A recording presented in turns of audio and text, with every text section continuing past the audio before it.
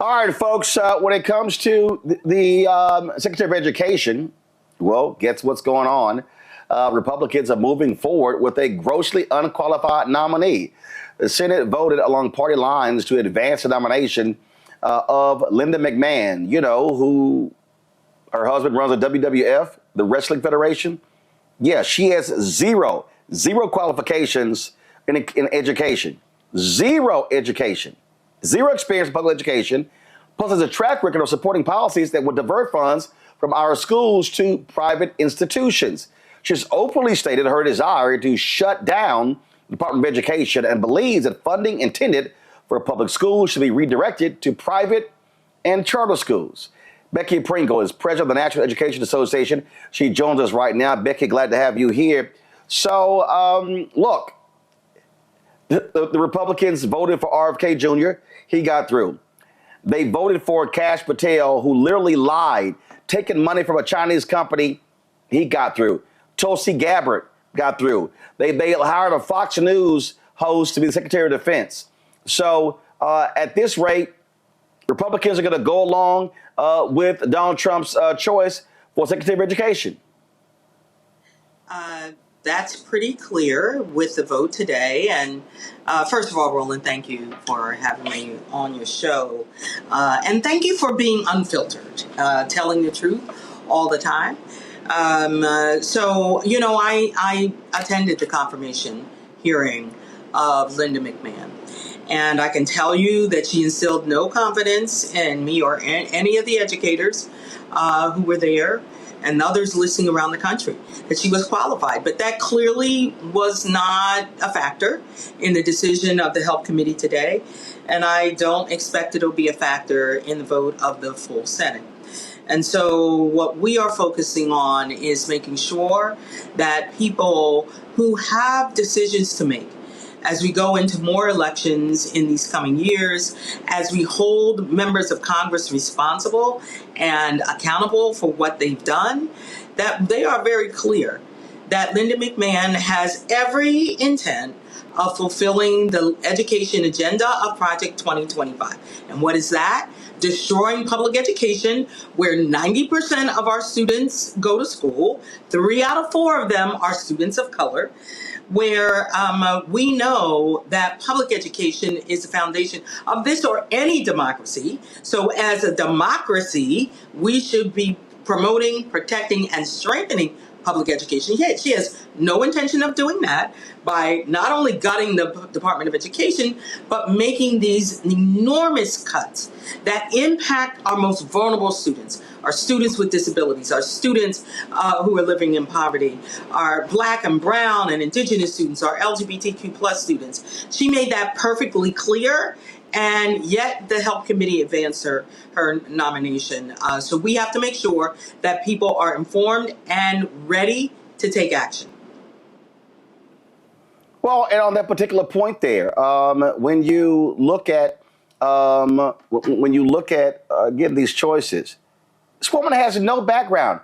I mean, I think she's probably worse than Betsy DeVos, and I don't think you could get even worse than her.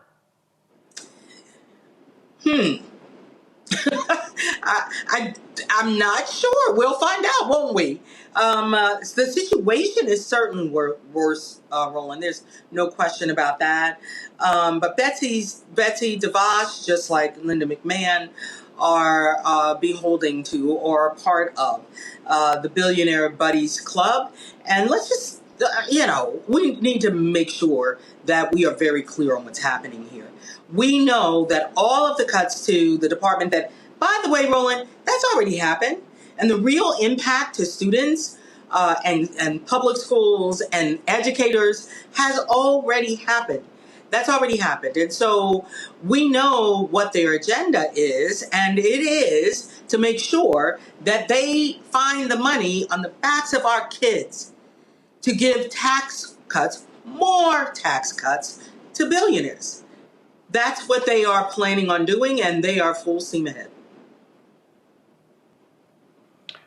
So this is what I get from people all around the country. People are disgusted. People are angry. They're frustrated. And they say, okay, what do I do? What do I do? So, what do people do? Republicans control the House. They control the Senate. They control the White House. Midterm elections aren't until November 2026. It is abundantly clear that Republicans have no desire to stand up to Donald Trump. They are afraid to challenge him. They're afraid to challenge Elon Musk. So what do people do? So, Roland, I taught eighth grade science for 31 years. And so where I'm going to always start is education. So that's part of the work that NEA is playing to educate people.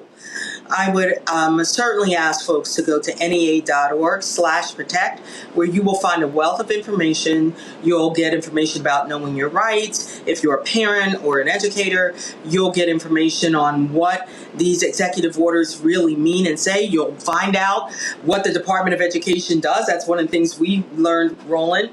Those of us who are very close to it know, but there are a lot of people who don't know that they are literally education jobs that are connected to the funding that comes from the Department of Education, and most especially in our special education classes. So we're talking about taking away resources from those vulnerable students, but also increasing class sizes for all students. So we have to talk about and break that down for people, and so we want to educate them, and we want to make sure that they know the impact of these cuts in their community, in their school district. But we can't stop there. We're in the throes of litigating those things that Donald Trump and Elon Musk have done that are illegal. So we need stories from folks. So please share your stories with us. NEA.org/share, so that we have people who can tell the real impact that is happening on students and children. And then we have to, fight and hold accountable our members of Congress as they work to pass legislation where we're fighting to keep public dollars from going to private schools through voucher schemes, and we have to do that and do that part as well. And we have to organize. We have to organize and we have to mobilize. So I would ask folks to text ACTION to 48744, where you can get a host of information and you can take action right now. You can stay in the know and up to date on how you can get involved. We need everyone, Roland. We need everyone to understand what's happening and what is at stake for our students, for our communities, in particular our indigenous and communities of indigenous people and people of color, and those historically marginalized communities that are in the crosshairs of this administration. See, the thing that is interesting to me, I've had these people say, "Oh, well, we didn't, think that they would actually do this," and I'm going, "What the hell are you talking about? They told you. They laid it out in a nearly 1,000-page plan, but folks didn't believe it. There are progressives, there are liberals, there are Democrats who chose to attack Vice President Kamala Harris, folks who called her a supporter of genocide. There are people who said, well, the Biden economy, well, it wasn't as great as it was. And all of these people are finding out. And that's why we got a shirt that said, hashtag, we tried to tell you, FAFO 2025. I mean, bottom line is, no one can act as if they didn't say they were going to do all of the crazy, insane things that they are doing. Yeah, Roland, and I don't know about you, but I'm getting folks saying, we didn't vote for this. Well, yes, they did. They did that. Yes, they did.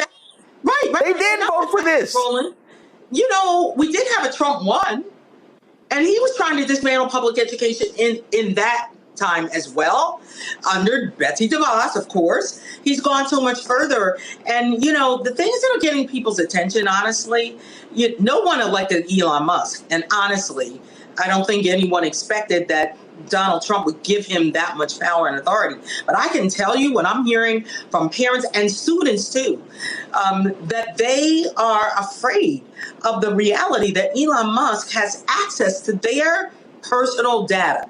So if they apply for a federal grant for student loans, Elon Musk has access to all of that. Not that they're going to give student loans, but still, he has access. So parents and students are very fearful, and now they're listening. So we have to continue to drive that home.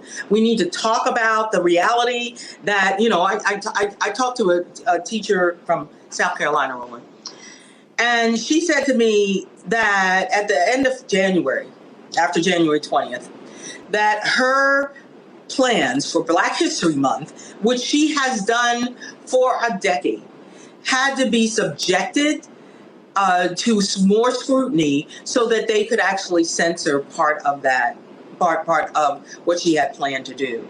These things are happening right now, whether it's the impact of diversity, equity, inclusion, and accessibility, executive order, or we're talking about the cuts that are happening without an executive order. They are happening to our students right now. And we need to make sure that everyone understands that and knows how they can fight back. I saw this video. It was a story. I forgot the network. They were talking to some educators in Kentucky. And yeah, there's one white woman. I voted for Trump, but we didn't vote for this. I'm like, idiot, you did. You did. And see, all of these people, they voted for Not in My Backyard. And guess what? It's some Venezuelans who are now finding out that, oh, you stood there and endorsed him, and they're sending y'all back. It's some people in Kentucky. It's some folks who are on SNAP benefits. It's some individuals. It's some people who are teachers. I'm going to talk a little bit later. I got you. I got to do this here because I think this is just beyond insulting. Control room, please play the video of Teamsters President Sean O'Brien talking about these cuts on Fox News. All right, we don't have it, guys. I sent it to you. I need y'all to find that because, again, Becky, you may have seen the video. Here's a labor CEO, a labor president, who's literally, Trump is making these cuts, and he's acting like it's no big deal, and that has to be insulting as a labor leader to have someone be so dismissive of these cuts. They're affecting workers, people who have families. We had a woman on yesterday who was an immigration judge, got rid of her. People were moving their families here. There's a callous disregard for human dignity happening all across the federal government right now. And you would think that a Teamsters leader would understand. When Ronald Reagan fired the air traffic controllers, union folks were not happy at all. And if a Teamsters president thinks that his members ain't going to be impacted, just wait. The cuts are coming to your doorstep too. Roland, regardless of who is dismissive, everyone will know this reality. And that's part of our work, right? We have to bring those real stories. I was talking to a parent from not too far from where I am now in Virginia, where they shared with me that over 100 parents had gotten notices that services to their students with disabilities were going to be cut right away. And that's one of the things we have to lift up and talk about is the cuts that are happening right now, whether they're education jobs or their services to our students with disabilities, whether it's that people don't believe that we should be feeding our kids when they're hungry. Well, we know they can't learn if they're hungry. Whether there are cuts to early learning, to cut Head Start, knowing how important those early years are, we have to talk about those stories. And that's why we're collecting them and we're sharing them, and we're working with our parents, we're working with community leaders, we're working with the students themselves so that they are the ones telling these stories so we can hold members of Congress accountable for what they're doing, not only right now, but guess what, Roland? We got an election coming up, and we need to be preparing for that right now. Absolutely. Becky Pringle, we surely appreciate it. Thank you so very much for joining us on Roland Martin Unfiltered. Thanks, Roland. Hello, I'm Isaac Hayes III, founder and CEO of Fanbase. And right now we're accepting investors in our $17 million round to revolutionize the future of social media. Today, for just $399, you can own 60 shares of stock in Fanbase at $6.65 a share. Go to startengine.com/fanbase and invest today. While the big platforms have grown too massive and disconnected from their users, Fanbase is building a platform where creators and users truly come first. We've already raised $4.8 million from everyday investors who believe in this vision, and now you can join them. This is your chance to invest in a social media tech company with over 1 million users that is disrupting media by allowing anyone to reach all of their following and monetize their content from day one. The market is changing, big platforms are failing to serve their users, and Fanbase is stepping up to fill the gap. Don't wait until it's too late. Invest now. Invest for yourself and your future. Go to startengine.com/fanbase and own the future of social media.